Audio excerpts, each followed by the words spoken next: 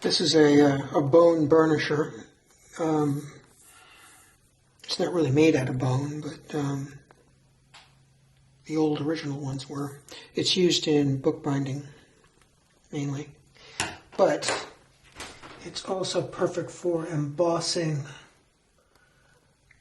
a line where you're going to put a fold in paper.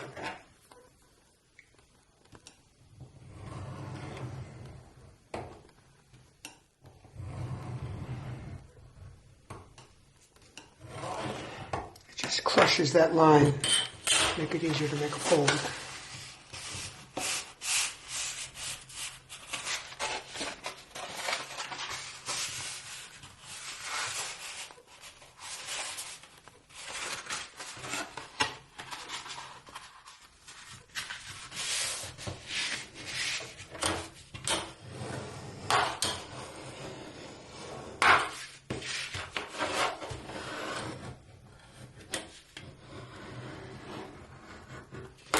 There.